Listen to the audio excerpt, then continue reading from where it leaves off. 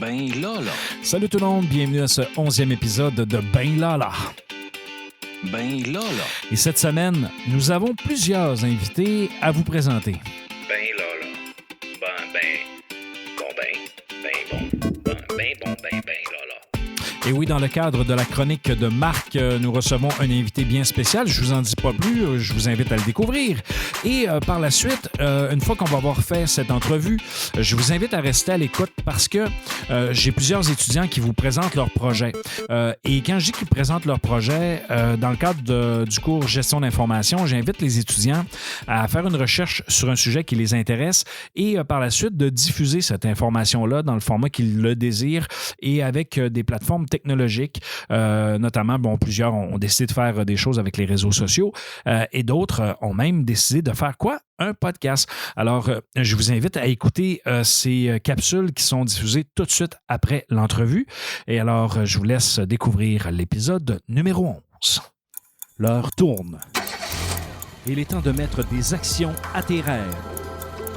Embarque dans l'aventure de l'entrepreneuriat et démystifie ce sujet avec nul autre que Marc Privé.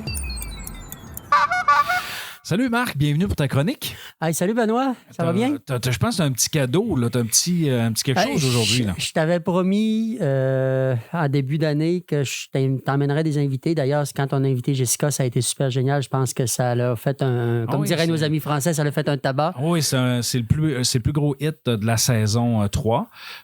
Donc, merci à nos auditeurs, merci à ceux qui l'ont partagé. Et alors, ça a été d'ailleurs le succès de la saison. Là, peut-être que cette fois-ci, on va le battre, qui sait? Moi, je te dirais, Benoît, je pense que j'ai un invité aujourd'hui. Là, en tout cas, pour moi, dans mon historique un peu, tout ça, moi, je considère que c'est un des invités là, qui va être vraiment intéressant. Si tu veux, je peux te le présenter. Ben oui, vas-y, allons-y. OK, alors, je te présente Alexandre Bernier. Alexandre Bernier, il est... Enchanté, Alexandre. Salut, Alexandre. On va te laisser parler un petit peu. Ah oui. Alexandre, il est copropriétaire de la ferme des Mésanges à Normandin. Bien ça? Oui, c'est en plein ça. Pas si pire. Normandin, c'est en Abitibi, ça? C'est à la limite, là, juste avant Chibougamau. Là. Non, c'est une blague quand même. On sait c'est où, Normandin. Oui. Et Alexandre, il n'est pas seulement copropriétaire, il est aussi vice-président, pas vice-président, mais président du volet régional, si on veut, de la FRAC, qui est la Fédération de la relève agricole du Québec. Oui, la FRAC, c'est la fédération, ça c'est provincial, c'est l'entité provinciale syndicale de la relève. Moi, je suis président du CRJA du Saguenay-Lac-Saint-Jean. Le CRJA voulait dire? Centre régional des jeunes agriculteurs du Saguenay-Lac-Saint-Jean. Nous, on a voulu garder une entité, parce que nous, on est la plus vieille entité syndicale relève agricole provinciale. OK? La FRAC, ça existe depuis bientôt 40 ans, mais le CRJA, ça va faire 53 ans qu'on existe. Fait que nous, on a voulu garder une entité. La plupart des autres entités syndicales relève ont pris l'entité, mettons, relève agricole de la Mauricie pour la Mauricie. Nous autres, on a décidé de garder l'entité centre régional. Donc, votre association pourrait être votre père. Si on veut, oui. L'association de la FRAC, c'est le tout début du syndicalisme de relève agricole, c'est vraiment sa partie d'ici au Saguenay-Lac-Saint-Jean. Puis ça, c'est une belle fierté, je pense, pour nous autres. Okay. Comme tu vois, Benoît, je pense qu'on va avoir un invité intéressant. Puis une des raisons pour lesquelles j'ai invité, c'est que souvent, on parle des entrepreneurs, on parle des agriculteurs. Puis il n'y a pas si longtemps, là, quand mon grand-père était là, mon grand-père, c'est un agriculteur. Puis les gens disaient toujours, M. Boily, c'est un agriculteur. C'est pas un entrepreneur. Mais c'est pas vrai. Okay? Fait que là, le fait qu'on a un jeune entrepreneur, agriculteur, je me suis dit, pourquoi pas l'inviter à venir nous parler de sa réalité à lui. Okay? Comment est-ce que c'est, qu'est-ce qui se passe? Fait qu'Alexandre, première question que je voudrais te poser, c'est juste que tu me parles de toi un peu, ton parcours. T'es qui, toi? T'as quel âge? T'as pas 50 ans, là? Non. Moi, je suis un jeune de 25 ans. Je suis sorti du cégep d'Alma en 2016, 2016, j'ai fait mon parcours de secondaire, tout mon secondaire à Normandin, à Polyvalente Normandin. Ça fut un épisode un peu plus difficile dans ma vie, ça, la Polyvalente, le primaire. J'ai été quand même victime d'intimidation. C'est pas pour me plaindre. Aujourd'hui, je suis bien à l'aise avec ça d'en parler. Ça n'a pas été un bout de facile. Mais je me suis découvert une passion un peu de leadership, si je voudrais dire ça de même. Moi, j'ai fait des cadets en masse, là. c'est là que j'ai découvert une passion pour ce qui est du leadership, l'idée des projets, l'idée d'une gang. Ça m'a toujours bien aimé. Puis c'est un peu de là que j'ai trouvé aussi mon type politique un peu que j'aime bien gros. J'étais allé faire... moi, au secondaire, j'avais beaucoup d'ambition. J'en ai encore beaucoup. J'avais décollé secondaire 4. Secondaire 5, j'ai dit, je vais faire ma physique, ma chimie. Je sais pas où ce que ça va m'amener. J'ai dit, ah non. J'ai dit, ça, c'est rendu trop loin pour moi, la physique, chimie. J'aimais pas ça. Moi, ce que j'aimais, c'est bouger, faire l'éducation physique. Là, j'étais entrepris dans des classes. Là, toute la journée, ça c'était pas moi, ça. Moi, ce que c'était de bouger comme ça à la ferme, tu sais. Fait que de là est venu... moi, j'avais 2 métiers en tête. C'était soit j'étais... écoute, au secondaire 1, je me disais que j'étais haltérophile. Fait que j'aimais beaucoup l'haltérophilie. OK. Mais j'ai vu des problèmes de genoux. Fait que là, j'ai dit, je vais faire des cadets. Là, des cadets, là, c'est là que j'ai trouvé ma passion pour le leadership. Fait que là, c'est ça. En secondaire 3, 4, 5, je savais que j'étais agriculteur ou bien camionneur. C'est 2 métiers qui me passionnaient. Tout ce qu'il y a un moteur dedans. Je tripe bien dur là-dessus aussi. J'avais la vocation d'agriculteur en moi. Un entrepreneur agricole, j'étais bourré de projets. Fait que j'avais fait mon deck en gestion d'exploitation d'entreprises agricoles au Cégep d'Alma en 2013. Je suis parti là 3 ans. Je me suis fait aimer, je me suis fait haïr parce que j'avais une grande gueule puis jamais parlé. Mais on a remarqué. mais c'est ça. C'est une blague, Alexandre. Non, mais c'est bien correct. Non, c'est vrai, j'ai une graillole. Puis j'étais. Il y en a qui vont. Il y en a de mes collègues qui diraient que j'étais un peu tête de prof parce que je répondais à toutes les questions, tandis que les autres étaient relevés de brosse. Mais moi, j'étais là. Puis je relevais de brosse aussi, mais moins tard qu'eux autres. Tu sais. Ben là, t'es avec 2 profs de cégep, puis nous autres, on aime ceux qui participent. Hein? C'est en plein ce que j'avais en tête, Benoît, c'est de dire. Tu sais, Ben, c'est le genre d'étudiant qu'on aime parce qu'il y a des défis à relever, puis en même temps, il y a un engagement qui est là. Oui, puis moi, j'ai adoré les profs que j'ai eu là. Ils m'ont poussé au max que je pouvais aller, autant dans mes projets tu sais, on a des projets de fin de session, là, mais ils savaient mes compétences. Ils ne me demandaient jamais la même affaire que les autres. C'était tout le temps un petit peu plus poussé, plus différent, parce que je voulais aller plus loin, puis je faisais mes propres recherches. Fait que de là est venu aussi en même temps... Moi, depuis 2016, depuis 2015-2016, que je suis rendu président du Centre régional des agriculteurs. En 2013, quand j'ai eu 16 ans, pour être admissible au syndicalisme de la relève agricole, il faut avoir 16 ans, 16 à 40 ans.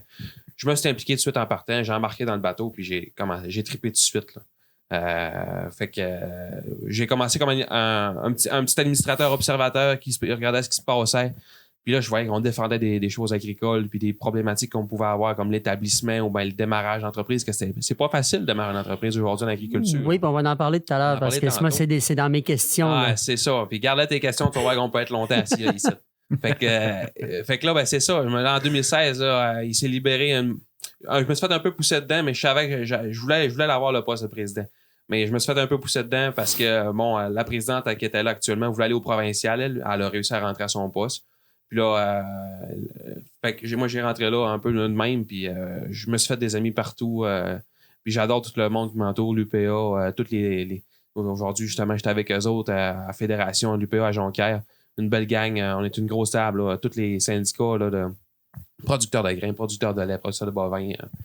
On s'est devenus des chums, c'est devenu des collègues de travail, puis on veut toute une chose, que l'agriculture soit de mieux en mieux pour nous autres, là, parce qu'il y a eu des années de misère, puis on veut tous s'aider les uns les autres. Là. Ouais. Parce qu'on va s'entendre, l'agriculture, là, c'est le moteur économique de la région, là, ici. Là. Oui, on a l'Alcan, oui, c'est bien beau, Chicoutimi, vous avez l'Alcan puis tout ça, là, puis à Dolbeau aussi, Rio Tinto, puis nous autres, on a résolu, c'est fort dans la région, mais l'agriculture, enlever l'agriculture du schéma du Saguenay-Lac-Saint-Jean, là, puis c'est plus la même région, là. Oui, puis tu parlais là, de céréaliers, de producteurs agricoles. Tu t'emmènes, puis effectivement, il y a plusieurs subdivisions que nous autres, on ne connaît pas. Oui. Puis, ça m'emmène justement à te parler. Bon, vous autres, la ferme des Mésanges, c'est quoi, là? C'est 20 têtes, 30 têtes? Ouais. Nous, la ferme des Mésanges, on est situé à Normandin. Ça a commencé en 1976 avec mon grand-père. Mon grand-père, avant, il était à Saint-Thomas. Puis, pas se le cacher, c'était des terres de misère. C'était des terres rocheuses, il n'y avait rien à faire là. Il y a eu une occasion d'affaires. Mon grand-père, c'est quelqu'un qui aimait ça, saisir les occasions d'affaires. Fait qu'il a sauté tout de suite dessus en 1976.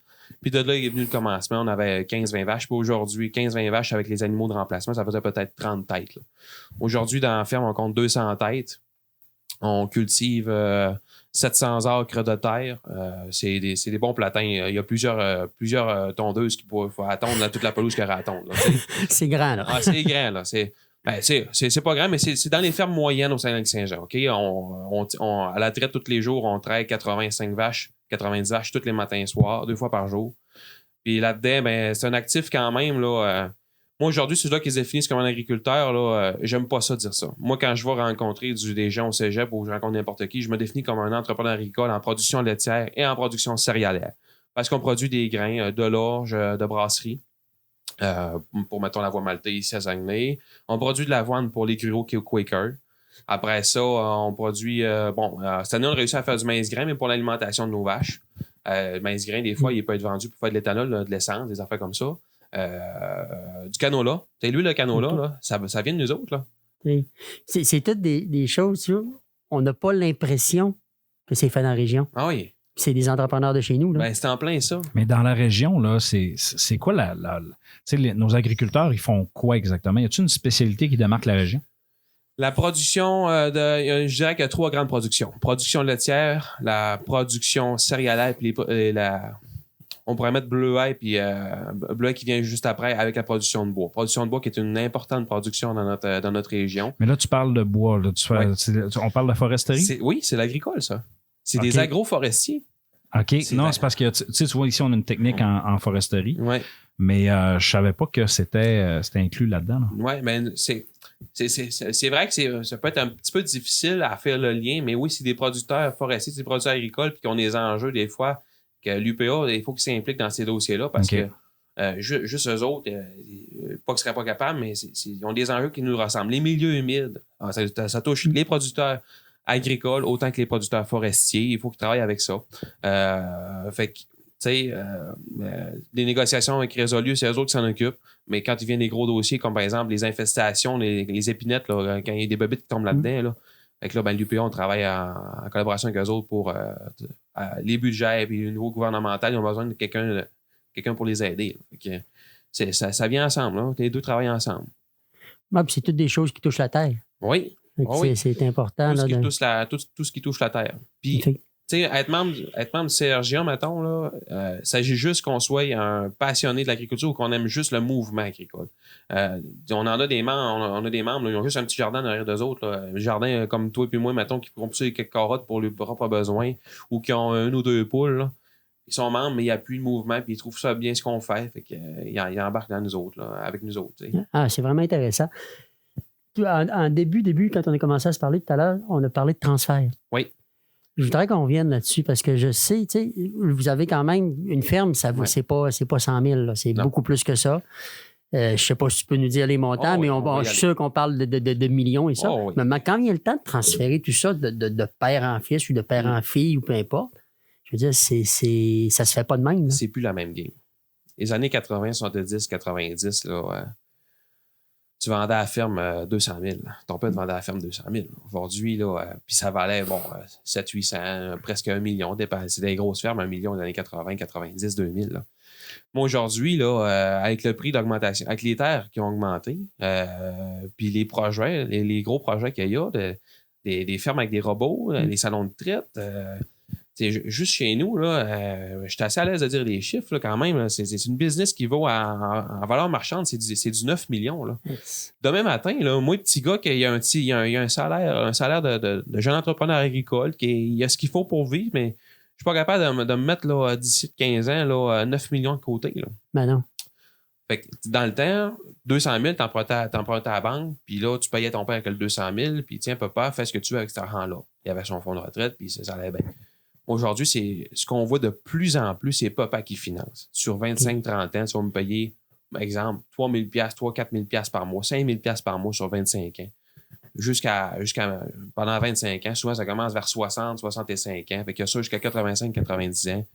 Fait qu'il vit bien, ou bien des fois, souvent, il vient un bonus, on va te mettons que par exemple, on a le droit, mettons, je sais pas, moi, on est 3 actionnaires, on a le droit à 3 maisons.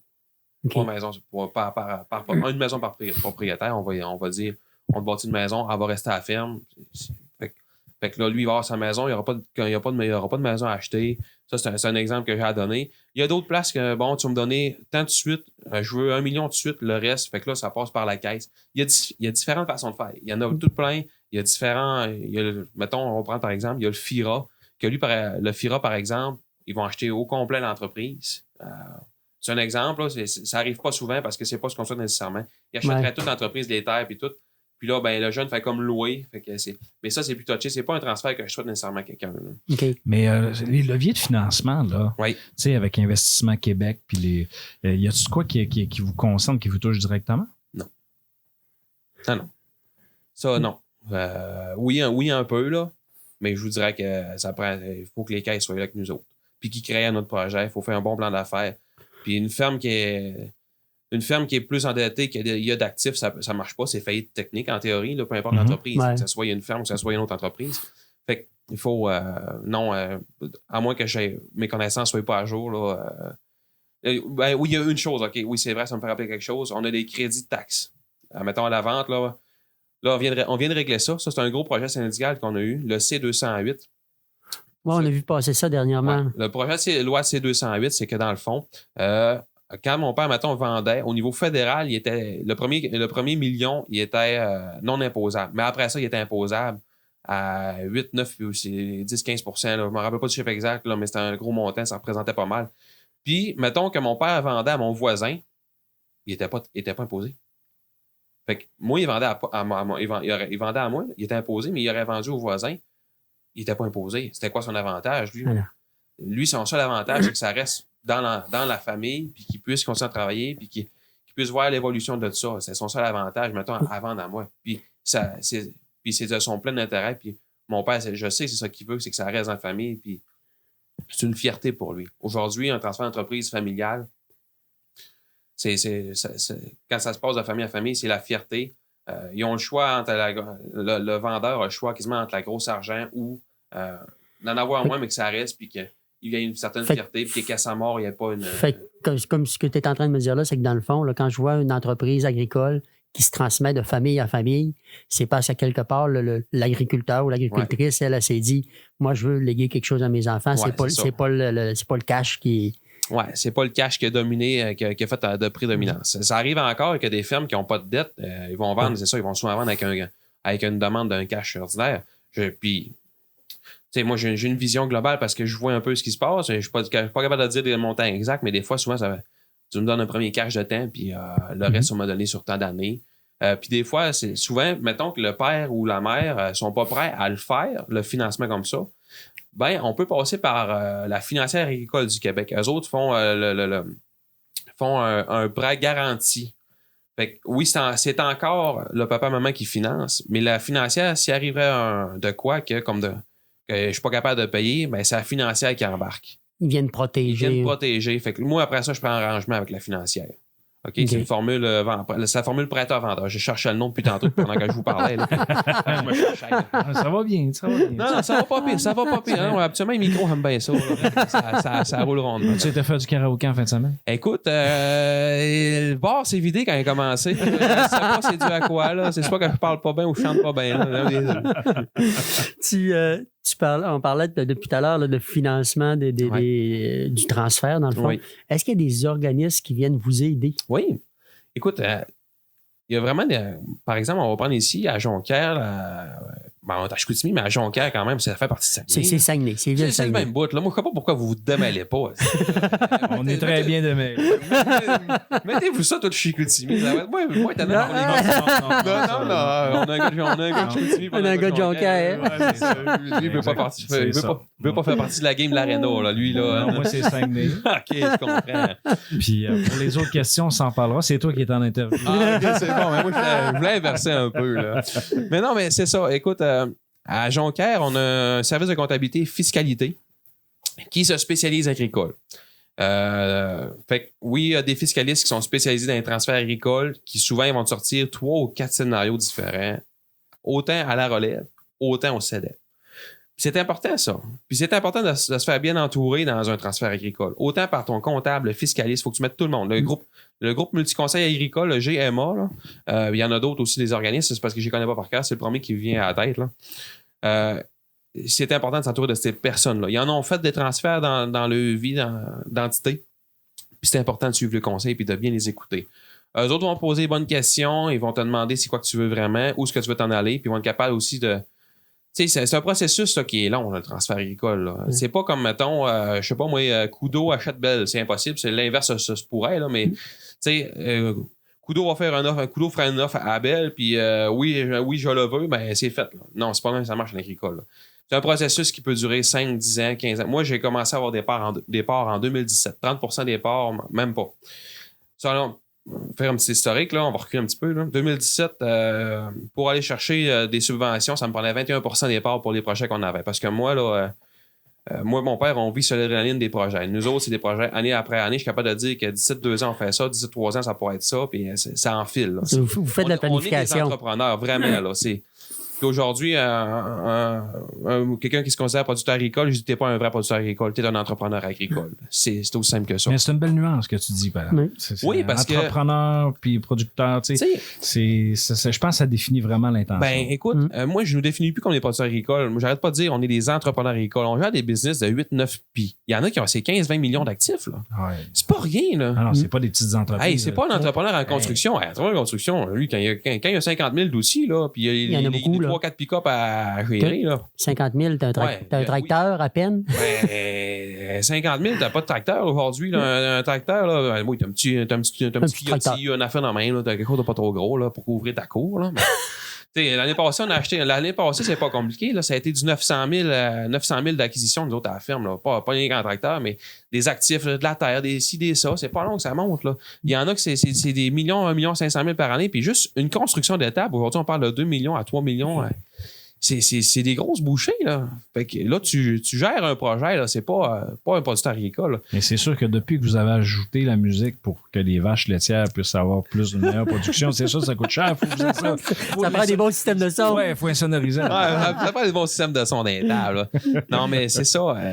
Moi, je nous définis tous comme des producteurs, des entrepreneurs en production laitière. Puis maraîcher aussi. Là. Le maraîcher, c'est inclus. La terre vaut quelque chose. Faire leur mise en marché, ça prend pas un petit bon vieux du coin du Rhin qui est un gentleman farmer qui décolle ça. Là. Oui, des fois, ça décolle de même. Là. Mais je veux dire, aujourd'hui, en plus, on a plein de formations. C'est ça que c'est exactement ce que j'avais en tête. C'est que oui, tout à l'heure, tu me parlais de tu as fait ta formation à Alma, tout ça, mais il y a d'autres formations que tu vas chercher parce que tu peux pas tout avoir les connaissances. Tu disais que tu es bon de la mécanique, tout ça, mais maintenant, si tu veux faire de la mise en marché, si tu veux faire quoi que ce soit, ben écoute, tu sais, à cette heure, dans notre secteur, il va être content, je fais une belle publicité, mais le CEMR, là, dans le coin, là, moi, j'ai participé à la première session qui était seulement réservée en production laitière, aux producteurs agricoles, aux entrepreneurs agricoles, aux jeunes entrepreneurs agricoles. Puis jeunes, on dit encore, je dis pas qu'en haut de 40 ans, t'es plus jeune, là, mais 40 ans et moins, ils visaient ça parce que souvent, on est de la relève. Fait que c'était une belle session d'une semaine. Puis bon, au début, il voulait juste faire une semaine parce qu'habituellement, ça s'appelle entrepreneur en devenir, ce que je suis en ce moment. Fait qu'ils ont dit, habituellement, c'est sur 3 ans, il y a 3 semaines qui se donnent. Okay? Une première semaine de 5 ans, puis 2 semaines de 4 jours. Là, ils ont dit, écoute, on commence par une semaine, on va vous donner l'essentiel, ce qu'on pense qui est bon pour vous autres. On a dit, c'est bien correct. Fait que là, on va suivre ça. Puis on avait certaines attentes, mais quand on est arrivé là, on s'est bien rendu compte, on est des branleux, Simonac, là. Est-ce qu'ils nous apprennent là-dedans, là? C'est fou, raide. Moi, j'ai capoté bien raide, là. Moi, aujourd'hui, un jeune entrepreneur qui passe pas par là, il passe à côté de quelque chose d'important pour son entreprise. Moi, quand je suis sorti de là, je me demanderais à mon père et à ma mère, là, il capotait la façon de voir la chose, de calculer, de voir le marché, d'évaluer mon risque dans chacun des projets ou dans chacune de mes décisions jour par jour, parce que producteur agricole, entrepreneur agricole, là, chaque jour, il prend des décisions. Chaque matin. Le matin, il se lève, il sait qu'il va tirer ses vaches. Mais là, maintenant, il y a une vache qui est à terre en fièvre du lait, elle est malade. Là, il faut qu'il y ait une décision à prendre. Là. Bon, là, encore le vétérinaire, on a ça à faire, il faut que je m'occupe de ça. Là, on va déjeuner. Le vétérinaire va venir à telle heure. Toute une organisation. Nous autres, c'est à l'heure, on vit quasiment à seconde là, qu'on prend les décisions. Là. Fait que là, pour en revenir, je m'en vais loin des fois. Rattrapez-moi, Simonac. Non, mais c'est intéressant. Ah non, c'est bon. C'est vraiment intéressant ce que tu dis là. Mais là. tu sais, là, moi, j'ai suivi la formation de CMR, puis là, bon, ben, il va y avoir une deuxième session que je vais suivre du 10 au 13 janvier prochain. Là, on va plus regarder comment est-ce qu'on peut gérer nos liquidités dans l'entreprise, parce qu'on, des fois, nos liquidités peuvent varier vraiment beaucoup. Là. Durant l'hiver, là, on n'a pas trop de dépenses. Mettons, je vais parler pour la production laitière seulement, là. On a beaucoup d'entrées de revenus qui viennent. On a beaucoup de dépenses pareilles, là, mais il y a plus d'entrées que de revenus qui viennent. Mais là, arrive le printemps, puis les semis, là, il y a de la sortie d'argent. Puis c'est tout l'été. Là. Parce que les tracteurs virent l'été, on a semé durant le printemps, on a du fumier étendre l'été, puis les vaches continuent à amener du revenu, là, mais les tracteurs, ils virent, puis ils coûtent cher. Là. C'est fou raide, là. Avec le prix du fioul, tout ça. Quand le monde parle de le prix de matériaux qui ont monté, faire le petit gazebo cet été, là, je peux vous dire que les pièces de machinerie qui ont monté de 25 à 40 % dépendant des places, là, ça se budgète pas demain matin comme ça. Oui, puis on s'entend que la pièce, là, elle doit coûter déjà cher à l'avance, là, non? Petit Bering qui est gros de 4 pouces de diamètre, là, qui coûtait 80$, il y a 3 ans, il en coûte 200$ un matin. Là. Ça augmente des coûts d'opération. Écoutez, en production laitière, là, on parle là, que ça va être différent parce qu'il y a eu un ajustement du prix à la Commission canadienne du lait qui gère le prix de base du lait, OK? Pour faire ça assez simple, eux autres, ils gèrent le prix de base. Puis après ça, ils négocient avec les transformateurs, OK? Depuis les années 2000, là, le lait, là, on en recevait 82-83$ hectolitres en 2000, ben on en reçoit encore ça aujourd'hui. OK. Accepteriez-vous ça, vous autres, une augmentation salariale d'à peu près 1% sur 15-20 ans? Impossible. C'est ça. Impossible, hein? Tu sais, ça fait que tes revenus restent pareils dans le lait. Puis ça me fait penser, je viens de prendre une note justement, prix du lait. Tu sais, vous autres, vous êtes quand même réglementés par des quotas. Toi, là, tu dis, ben, moi, j'ai des projets, je veux faire de l'expansion, je veux aller plus loin.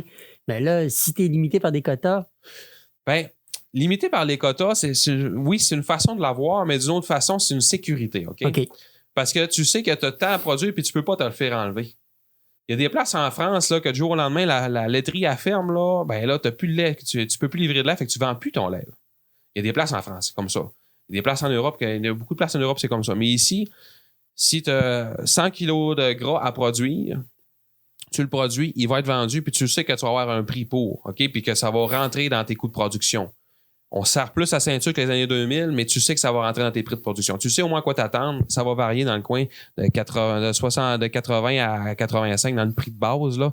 Puis là, ben, tu as des bonus selon le taux de gras que tu livres, puis selon ta qualité du lait. OK? Parce que ce qu'on souhaite, c'est livrer au consommateur un lait de grande qualité. Mais c'est pas tout le monde qui réussit à le faire, mais ceux-là qui réussissent à le faire, ben, ils ont des primes. T'sais, nous, c'est une entreprise qu'on a 112 kilos de gras à produire chaque journée. À chaque jour, ben, ça représente à peu près 8 à 9 000 $ par année de bonus. Alors, rien sur un revenu, mettons, sur un revenu d'1 million, mais c'est 8-9 000 $ de plus. Oui. On paye un gars avec ça. Mais depuis qu'ils ont renégocié l'ALENA avec les États-Unis, la fameuse question de la gestion de l'offre, est-ce que ça a touché nos producteurs du Saguenay-Lac-Saint-Jean? Ah oui, vraiment. Honnêtement, là, au niveau de la relève, on a perdu quand même 2 gars parce que c'est devenu trop difficile sur le prix. Ça a impacté le prix direct en partant dans l'accord. On avait quasiment perdu 2 à 3 $ dans le début.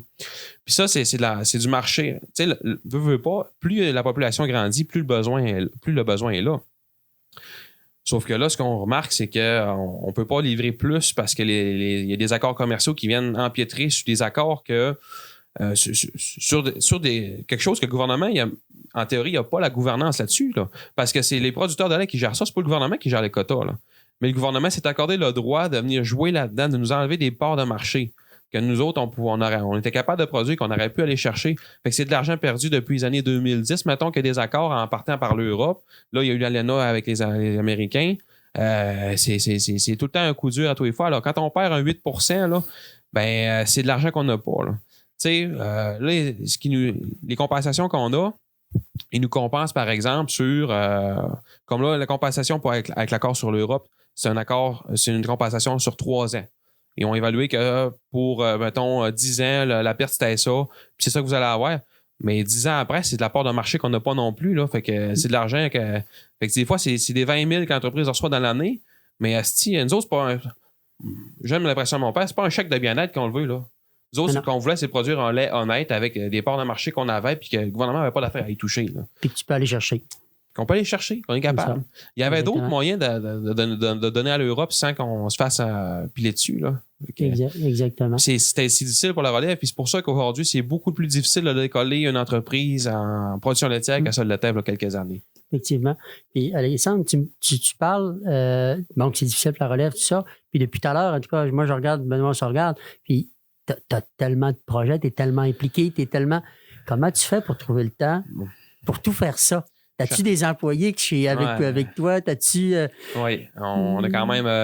On a vraiment une bonne équipe à la ferme. Là. Mon père, ma mère me back énormément là-dedans. Je suis vraiment fier, vraiment content, puis vraiment fier de ce que eux autres font avec moi, de ce qu'on accomplit ensemble. L'équipe de travail aussi qui est avec nous autres, on a quand même 3 employés, il y en a 2 temps plein pour l'été. On a quelqu'un qu'on garde tout l'hiver à 35 heures semaine. Il y a quelqu'un sur le chômage partiel. Puis j'ai un employé on a un employé là, qui est mon cousin que lui vient nous aider une fin de semaine sur 2, puis de temps en temps, toutes les fins de semaine si on a besoin. Même l'été, dans nos gros chantiers, là, parce qu'on va faire du travail pour d'autres producteurs, nous, à la ferme. Ça permet d'aller chercher, d'aller boucler les fins de mois. Il y en a qui se font des petites passeports d'électricité au noir de temps en temps avec des chums. Là. Mais nous autres, c'est le forfait. Nous autres, le forfait, ça vient boucler une fin de mois, ça vient nous aider un petit peu, c'est un revenu de plus. Fait que là, dans nos grosses périodes, on se ramasse, on a 6 personnes à l'actif sur la ferme là, qui travaillent. Là. Fait que là, établit l'horaire à tout le monde de ça. Puis là, il faut gérer, comme ces temps-ci, là, j'en ai une qui s'est blessée dernièrement. Fait que là, il faut gérer ça avec mon autre employé pour qu'il rentre. Lui, s'est trouvé une job-in ben légale, ben tout. Puis il fait ça là, dans le jour, puis il vient faire les traites le soir et le matin. Mais fait que faut dealer avec ça. Puis mes parents autres, souvent, me l'ont souvent répété, sont bien fiers de ce que je fais aussi. Là. Mais moi, m'amener, c'est ça. Je sais que je n'ai plus de fêtes à relève qu'il m'en reste à faire. C'est malheureux pour certains qui disent. Là. Mais à m'amener, je veux penser à moi. J'ai pas encore de famille non plus. Fait que là, je pense à ça aussi. Là. Donc, tu serais un bon candidat pour L'amour est dans le pré. Ah, j'ai ma blonde. Ah, OK, je m'excuse. Mais Alexandre, ça me fait penser, en parlant de ta blonde, dans le milieu agricole, dans le milieu des entrepreneurs agricoles, est-ce qu'il y a beaucoup de femmes? Oui, de plus en plus. Puis moi, je suis fier un peu de dire ça parce qu'on voit beaucoup de relève féminine, OK? Je veux pas trop dire de chiffres en l'air, là, mais je serais prêt à engager un bon 50% d'entreprises qui sont décollées par des femmes. Dans le domaine agricole. Fait que c'est pas rien, là. Des femmes qui sont propriétaires de production laitière. On voit beaucoup ça dans le maraîcher. Des femmes là, qui veulent faire pousser les légumes. Dans la cannebergerie aussi, on voit ça en masse. Dans l'ovin, les productions de moutons, là, on voit ça de plus en plus. Okay. Entre autres, je pense qu'on en a 2, c'est rien que cette année, on en a 2 de plus là, dans la production ovine. Fait que non, c'est bien comme ça parce que les femmes apportent un autre regard qu'un homme. Expliquez-moi pas pourquoi. Puis en plus, on est 3 hommes, fait qu'on n'est pas. On n'est pas installé pour. Pas pour dire qu'elles sont meilleures que nous autres, là, mais tu sais, elles sont bonnes. Ça pourrait être un sujet un peu glissant. Ouais, ça pourrait être glissant un petit peu. Mais une femme a vraiment beaucoup de qualité en entrepreneuriat, là, surtout au niveau gestion, là, oui. c'est très fort. Moi, je pense souvent, je sais probablement que tu la connais, là, à la ferme des 3J à Saint-Félicien, Lise. Ah oui, Lise Bradette, une femme remarquable, exceptionnelle. Un modèle. Vraiment un modèle pour les femmes, je pense, là, au niveau de la région. Là. Quelqu'un qui veut parler avec une femme qui a de la passion, puis autant. Tu sais, je veux dire, ils ont parti de rien, puis là, à décoller la fromagerie, puis là, ils ont une boucherie, puis là, à la production de grains bio, puis hey, c'est pas rien, là. Puis là, bon, ben, elle va établir sa relève aussi toute là-dessus, ses enfants, là. Peut-être pas tous, mais quand même une grande partie, là. C'est pas rien, là. Puis c'est une belle fierté pour cette femme-là, je pense aussi. Moi, quand je vais là, tu sais, vous voyez comment est-ce que je placote, là.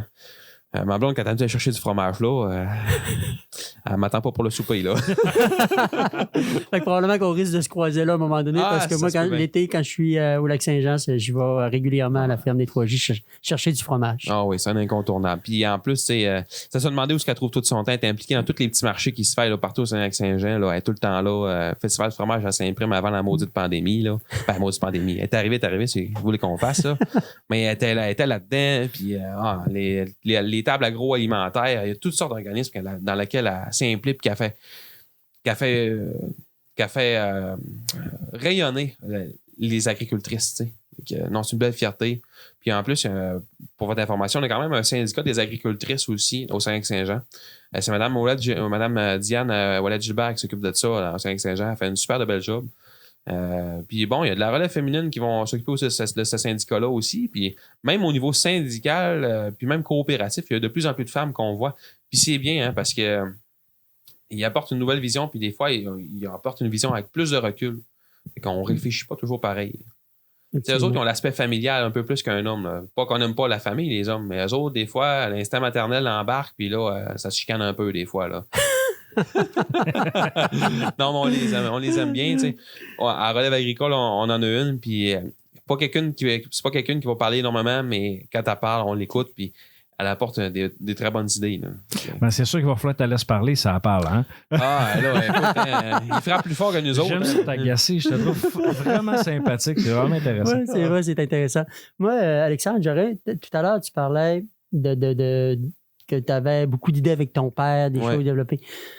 Dans les prochaines années, c'est quoi les grands défis, les gros défis que vous avez, peut-être toi comme individu, mais aussi vous autres comme entrepreneurs agricoles là, pour la ferme des Mésanges, ça? Je pense que le plus beau défi puis le plus grand défi qu'on va avoir, c'est de rester en harmonie comme on est là. Moi, vous dire qu'on s'est chicané 5 fois dans l'année, c'est pas arrivé. On s'est chicané peut-être c'est pas une chicane genre qui a duré 3 jours. Là. On s'est parlé un peu fort dans l'avant-midi, puis l'après-midi, on discutait du plan de match de l'après-midi. Fait que moi, ce que je souhaite le plus possible, c'est qu'on reste en harmonie comme ça, puis qu'on fasse un transfert dans les règles de l'art, puis que tout le monde soit heureux, les deux parties soient heureux là-dedans. Je pense que ça va être ça qui est le plus difficile. Puis ça, c'est une horizon qui va être de 10-15 ans. On parle de ça de 10-15 ans. Il y a bien des entreprises qui m'écouteraient en ce moment qui diraient que des conseillers en transfert qui me diraient Alexandre, un transfert pas plus que 5 ans, il faut que ça dure. Mais moi, je suis plus dans le type, quand c'est en harmonie comme ça, t'offres 10-15 ans, c'est une belle main-d'œuvre que t'as. Puis mon père, c'est un gars qui était aussi craqué dans les projets que moi. Il vit de ça, il a toujours vécu de ça. Hey, ma mère, des fois, là, quand on arrive dans les projets, là, elle dit hey, slackez les gars, tabarnouche. Alexandre, tu te rends pas compte que ton père est à 51, mais oui, mais c'est lui qui est arrivé avec ça. Puis moi, je l'ai peaufiné. Puis ça a bien du bon sens, son projet. Là, t'sais. Fait que c'est bien plaisant. C'est une belle guêpe. Ma mère était impliquée aussi dans l'entreprise. Il a quel âge ton père? Mon père a 51 ans. Ah, il est encore jeune. C'est un jeune. C'est un jeune homme. Ah, oui. Non, mais à 51 ans, t'as encore plein de belles années pour faire des projets. Là. Aujourd'hui, 51 ans, là, c'est... Mais on se rend compte que la vie est courte, hein, parce que mon père il était malade cet été. Il a attrapé une bactérie qui, quand même, à la déclaration obligatoire chez Santé Canada, c'est une bactérie qui est quand même assez rare. Puis son système immunitaire est devenu vraiment bas. Ça a fait une genre de mononucléose, mais x10, là, c'était incroyable. Fait qu'il il venait à faire ce qu'il pouvait à la ferme. Il ne pouvait pas faire tout. Mais moi, il a fallu que je me vire d'abord en tant que jeune entrepreneur. Il faut que je me vire d'abord, puis que je prenne des bouchées d'eau, puis que je fasse mes preuves en même temps. Ça m'a permis de faire ça aussi, là. Parce qu'on avait quand même des projets à réaliser cet été. Puis là, il va profiter de l'hiver là, pour se reposer, faire la motoneige, revenir en forme au printemps. Revenir en forme pour le printemps prochain, mais je pense qu'il est content d'expérience. Ça lui a permis de réaliser aussi, parce que mon père, c'est quelqu'un qui venait tous les matins, tous les soirs, à part sa fin de semaine sur 2 qui prenait off. Le samedi, dimanche, il prenait ça off. Mais là, bon, il m'a dit, Alexandre, je pense que ça m'a fait réaliser, gars, je vais rester couché 2 matins par semaine, mettons, je sais pas, on va donner un exemple, le mardi puis le jeudi, on va rester couché, mais tu vas garder ta fin de semaine de congé pareil, puis moi, je vais garder la mienne, puis moi, j'étais bien content de voir ça parce que c'est vers là que je voulais m'en aller, mais c'est dur à approcher, là, parce que tu veux pas le tasser, là. Puis tu sais, Alexandre, quand tu fais du transfert d'entreprise, que ce soit une entreprise agricole ou un autre, bon, c'est toujours long. Il y a le transfert financier. Oui. C'est des actions, ces choses-là. Mais il y a le transfert du pouvoir aussi. Oui. Puis ça, tu es en train de l'expérimenter avec ton père. Oui. C'est pas. Puis mon père fait bien ça. Il y en a, là, on va les appeler, là, des bonhommes qui veulent garder le bout, là, jusqu'à leur mort, là. Ça arrive encore, là. Puis ça, c'est malheureux, puis je trouve ça bien plate pour de la relève agricole, parce que je vois des cas, là, puis ça tue la relève, là, ça démotive cette relève-là, puis ce qui arrive, à part, elle s'en va.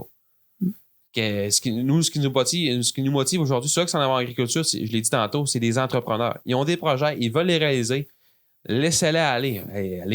Donnez-leur la corde, mais pas trop non plus, mais laissez-la aller, puis si la madame des finances, elle vous dit que oui, ça a du bon sens pour être du jeune, laissez-les aller, puis appuie-les là-dedans. Appuie-les. Il faut qu'il fasse ses expériences aussi, tu sais.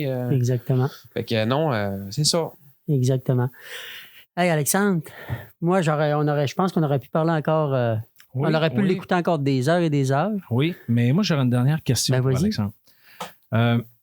Tu sais, là, tu parles de l'entreprise familiale puis tout ça, là. Tu sais, est-ce que dans ta ferme, là, est-ce que le fait que ça soit la famille, tu sais, puis que tu relèves l'esprit de famille en quelque sorte, ça c'est dans le fond, qu'est-ce que ça te réveille en dedans de toi dans ce défi-là de reprendre l'entreprise? Moi, c'est juste une fierté. Je veux dire, de voir les yeux de mon grand-père qui est tout fier d'avoir ça grandir, puis bâtir, puis pas expansionner, là, mais tu sais, oui, parce que tous les 4-5 ans, on fait quand même un agrandissement au niveau de la vacherie laitière. On a acheté une dalle, il était bien fier de ça aussi. Voir la fierté que mon grand-père a, ça, c'est un des plus beaux cadeaux. Puis lui, il trouve ça bien plaisant, mon parcours que je suis actuellement là, avec le syndicalisme puis tout ça. Je pense que ce qui reste, moi, c'est de la fierté que j'ai vraiment de reprendre cette entreprise-là. Parce que mon grand-père a parti de rien, puis c'est les périodes d'automne, là, il se levait avant le soleil, puis il allait se coucher après le soleil. Là. Il travaillait des 18-20 heures par jour. Fait que pour lui, là, c'est merveilleux. Puis mon père aussi, là, travailler avec mon père, c'est ce que j'aime le plus, je pense, là, dans ce que je vis. J'aime l'agriculture, là, mais travailler avec mon père, c'est une belle fierté aussi. Fait que vraiment, le mot fierté revient souvent dans ma bouche là, quand on parle. C'est quoi ton sentiment? C'est vraiment ça. Là. Ah, c'est bon, merci pour ce partage. Marc, t'as encore trouvé le moyen de scorer, mon petit story? Oui, je pense qu'Alexandre, merci infiniment. Puis juste peut-être pour reprendre ce que tu viens de dire, je pense que Benoît et moi, on est très fiers aussi de t'avoir reçu comme invité. Je pense que tu es une personne à connaître et à avoir sur ton chemin. Je vais vous remercier aussi de m'avoir accueilli. Je suis bien content de l'expérience. Moi, c'est la première fois que je fais ça. Un podcast, c'est ça? Comment on appelle ça? Un podcast, c'est un balado. Donc, tu vas écouter cette semaine, quand ça va être produit, on va t'envoyer le lien. On va être capable de voir si c'était ma voix au bar qui était fatigante ou bien quand je faisais du karaoké. Non, mais je vous remercie de l'opportunité de m'avoir fait venir vous parler. Honnêtement, c'est bien apprécié. Fait plaisir. Merci. Alors, j'ai de la visite en studio, en fait, dans mon studio bureau, je dirais. J'ai avec moi Léane et Maxime qui sont venus nous parler de leur projet qui s'appelle Guide de l'organisation. Honnêtement, un projet que je trouve vraiment fantastique, que j'ai même partagé à mon adolescent parce que je trouvais ça très pertinent.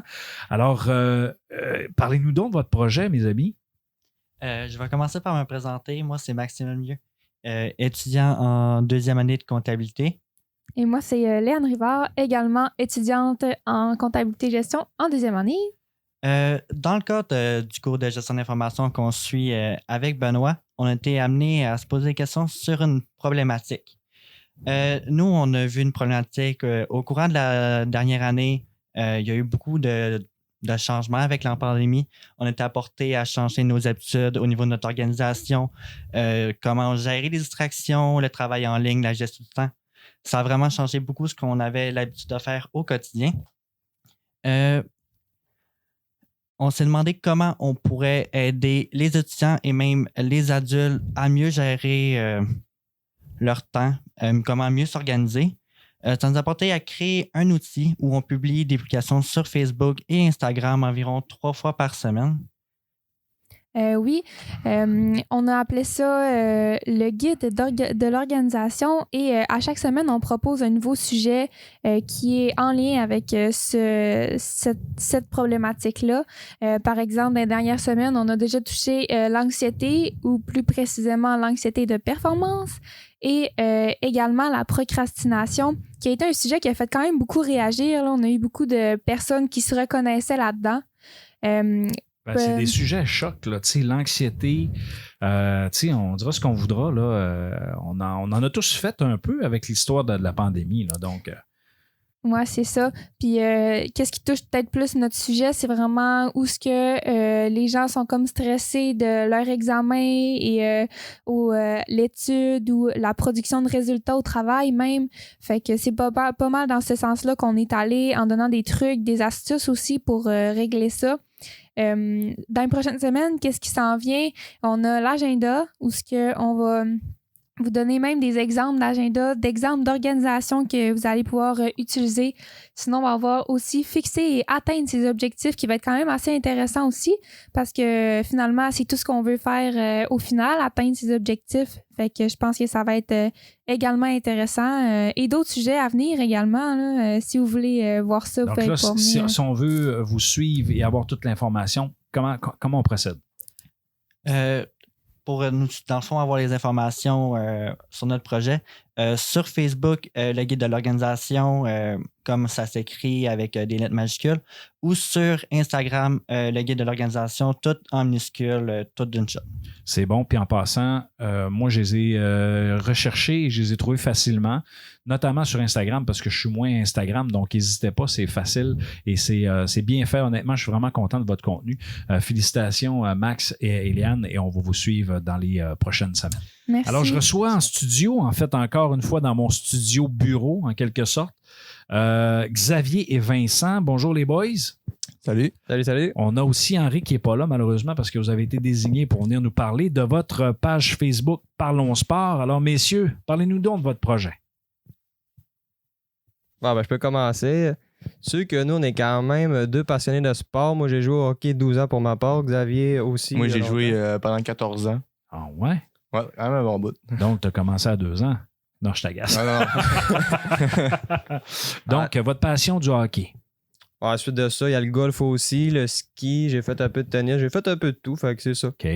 Moi, je suis quand même une personne assez sportive dans la vie. J'aime le sport. J'aime beaucoup le baseball, le hockey notamment, le football. Pas mal les sports d'équipe en général. OK. Donc là, votre passion du sport vous a amené à vous diriger vers un projet qui est assez intéressant, que je suis d'ailleurs sur les réseaux sociaux. Ouais, exact. C'est de là que l'idée vient. OK. Pour avoir créé Parlons Sport, ça vient de notre passion du sport. Ouais, puis qu'on aime ça en parler, puis amener des interactions avec le public. OK. Donc là, dans le fond, qu'est-ce que c'est Parlons Sport? Ben, en gros, c'est des actualités sportives OK.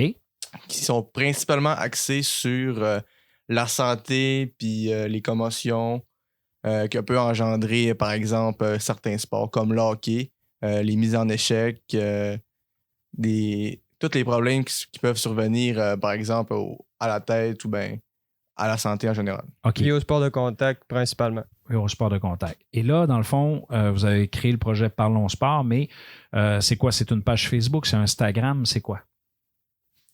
C'est une page Facebook, puis OK. vous pouvez aller nous suivre aussi. Donc, on fait une petite recherche sur Facebook, Parlons Parlons Sport. Sport. Puis on est capable de vous trouver. Exactement. Je peux vous dire, chers auditeurs, que moi, je suis cette page-là depuis le début.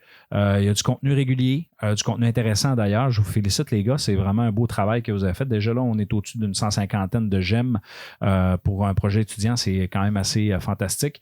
Je vous félicite. Lâchez pas. Merci. Continuez Merci à beaucoup. ajouter du contenu. Est-ce que vous vouliez un petit mot de la fin, messieurs, pour inciter les gens à vous suivre sur les réseaux sociaux? Fait que n'hésitez pas à venir nous voir, venir interagir avec nous. On aime ça. On veut de l'interaction. Ça va vraiment nous aider dans notre projet. Parfait. Ben, merci les gars. Puis je vous souhaite beaucoup de likes et de suivi par la suite. Ouais, merci beaucoup. Merci là. Merci. Donc, c'est au tour de Corentin, de Cher et de Pape qui sont venus nous parler de leur projet qui s'appelle Qu'est-ce que tu foutes? Un projet, honnêtement, que j'ai trouvé vraiment intéressant parce que comme vous avez pu le remarquer, ce sont des prénoms européens principalement, d'accord? Vous êtes d'accord avec moi, messieurs? Alors, on parle de football et en fait de soccer ici qu'on appelle au Canada. Alors, messieurs, c'est quoi votre projet? Parlez-moi un peu. Là. Notre projet, donc, c'est une page Instagram donc, qui s'appelle également Qu'est-ce que tu foutes, sur laquelle on va publier, on a déjà commencé d'ailleurs, du contenu donc sur les différentes rumeurs de transfert, sur l'économie du soccer en général, donc les différents contrats, les nouveaux contrats, notamment là notre première publication qui a été donc sur le contrat d'un nouvel entraîneur du FC Barcelone sur Xavi. Oui, justement, c'est en plein ça. Nous, c'est plus l'aspect extra-sportif qui nous intéresse, notamment les transferts, les nouveaux joueurs, puis leur prix et comment les médias et le monde à l'extérieur spéculent. Puis c'est un peu l'aspect sur lequel on est focalisé. Ouais, aussi, il y a les sponsors. Par exemple, les stades, les équipes aussi sont sponsorisées. Donc, c'est un petit business à part.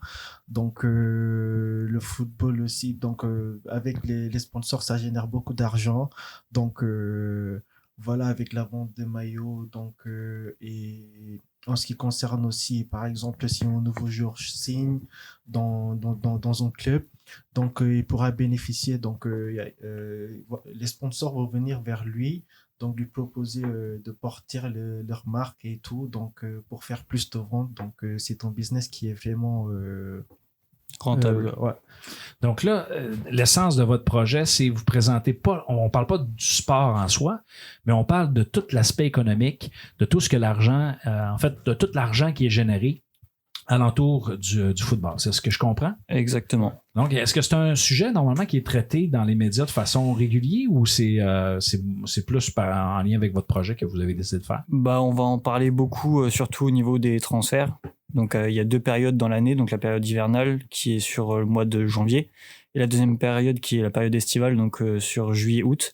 Donc là, on parle beaucoup d'argent parce que c'est les nouveaux contrats. Donc, il y a les salaires qui tombent, il y a les négociations de primes, les primes de match, de buts pour certains joueurs, les nouvelles marques également pour les nouveaux joueurs. Mais sinon, hors ces périodes-là, on n'en parle pas. C'est pas un sujet qui revient tant que ça. OK. Donc là, ça va être intéressant de suivre, dans le fond, l'aspect économique. C'est sûr que vous étudiez dans un programme de comptabilité et gestion. C'est le fun de voir comment est-ce que ça génère. C'est sûr qu'au Québec, on entend souvent parler des contrats d'hockeyeurs parce que c'est notre sport national. Donc, avec ça, cet aspect-là, je pense que ça peut être super intéressant. J'ai vu déjà quelques publications. Donc, vous pouvez, dans le fond, si on veut vous trouver, vous en avez parlé au début de notre entretien, mais si je veux vous trouver, là, on fait quoi, là? Comment je fais pour vous trouver dans la planète des réseaux sociaux? Bah, pour l'instant, on travaille essentiellement sur Instagram et c'est tout ce qu'on prévoit. Donc, notre page Instagram, c'est QuesTuFoot, QESTUF2OT. Et donc, on va poster assez régulièrement du contenu. Pour l'instant, on va être sur un rythme de 3 posts par semaine. Et en fonction de l'actualité, on pourrait passer sur 4 ou 5. Parfait. Donc, merci, messieurs, d'être passés dans le podcast et on se reparle dans les prochains jours et prochaines semaines. Merci beaucoup. Merci. beaucoup. Alors, merci à nos participants, participantes et invités d'avoir participé à ce 11e épisode. Merci à vous également d'avoir resté jusqu'à la fin. Seulement vous dire aussi que je vous prépare, et je vous en ai parlé dans les derniers épisodes, là, je vous prépare quelques éditions spéciales, notamment 3 épisodes qui vont parler un peu plus de podcast et je vais conclure ma saison 3 avec ces épisodes-là et je vous prépare pour la dernière, d'ici les fêtes, une édition vraiment spéciale. Alors, j'espère que mes collaborateurs se porteront au jeu. Sur ce, il me reste qu'à vous dire ciao, ciao!